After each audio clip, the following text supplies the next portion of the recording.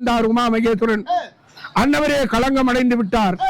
அந்த களங்கத்தால் உருவான குழந்தை இது என்று குழந்தை பிறந்த விவரத்தை அன்னவர் வருங்காலம், நிகழ்காலம், கடந்த காலம் என்று முக்காலத்தை அறியக்கூடியவர். இந்த குழந்தை எப்படி பிறந்தது என்பதை அறிந்து கிருபி அம்மையாருக்கு தெரிவித்தார். கிருபி அம்மையார் ஆனவர், நாதா, நமக்கோ புத்திர சந்தானம் இல்லை, இந்த அதிசய குழந்தையை நாமே வளர்க்கலாம் என்று யோசனை தெரிவித்தாராம். யோசனை தெரிவித்தாலும் குழந்தைக்கு தாய்ப்பால் வேண்டும் அல்லவா? தாய்ப்பால் கிருபி அம்மையாருக்கு கிடையாது. ஏன் தெரியுமா? ஒரு பெண்ணானவள் தன்னுடைய கர்ப்பத்தில் ஒரு குழந்தையை சுமந்து ஈன்றெடுத்தால் ஆனால் அமுதம் என்று சொல்லக்கூடிய தாய்ப்பால் சுரக்கும். இந்த குழந்தை பிறந்ததோ குதிரைக்கு. கிருபி அம்மையாருக்கு தாய்ப்பால் இல்லை. கிருபி அம்மையார் ஆனவர், நாதா, நீங்கள் எத்தனையோ மாணவருக்கு கல்வி கற்றுக் கொடுத்திருக்கின்றீர். எல்லோரும் நல்ல நிலையில் இருக்கின்றார்கள். யாரிடமாவது சென்று ஒரு பசுவை தானமாக வாங்கி வாருங்கள். அந்த பசுவை கொண்டு இந்த குழந்தையை வளர்க்கலாம். பசுவின் பாலை கொண்டு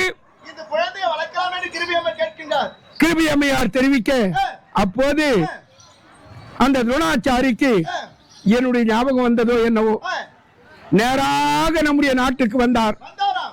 நாட்டுக்கு வந்தவர் நம்முடைய வாயிற்காவலனை அழைத்து, ஏன் காவலரே, உம்முடைய அரசரிடம் சென்று யாரோ துரோணாச்சாரி பிராமண குலத்தை சார்ந்தவர் உங்களை காண வேண்டும் என்று வந்திருக்கின்றார் என்று தெரிவித்து விட்டு வாருங்கள் என்று காவலரிடம் சொல்ல, அந்த வாயிற்காவலன் ஓடோடி வந்து, அரசே, யாரோ பிராமணர் துரோணாச்சாரி என்று தெரிவிக்கின்றார், உங்களை காண வேண்டும் என்று வாயிற்படியில் நிற்கின்றார் என்று தெரிவித்தவுடன், என்னுடைய குரூர புத்தி, பாதி நாடு தருவதாக வாக்களித்தோமே, அந்த நாடு கேட்க வந்திருப்பானா என்ற குரூர புத்தியால் நம்முடைய காவலனிடம் ஒரு பொய் உரைத்தேன்.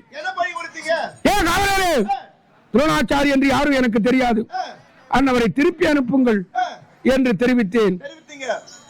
வாயிற்காவலன் ஓடோடி சென்று துரோணாச்சாரி இடத்தில், ஐயா, உங்களை என்னுடைய அரசருக்கு தெரியாதாம் என்று தெரிவித்தவுடன் ஆவேசம் அடைந்த துரோணாச்சாரி காவலனை பின்தள்ளி நேராக அரியாசனம் அருகாமையில் வந்து, ஏன் பாஞ்சாலம் அண்ணா, என்னை தெரியாது என்று உரைத்தாயாமே, நாம் இருவரும் அக்னிகோத்திர முனிவரிடத்தில் கல்வி கற்கவில்லை, கல்வி கற்ற காலத்தில் எனக்கு பாதி நாடு தருவதாக சொல்லி கல்வியை என்னிடத்தில் கற்றுக்கொண்டாய் அல்லவா, நான் நாடு கேட்கவா வந்தேன்?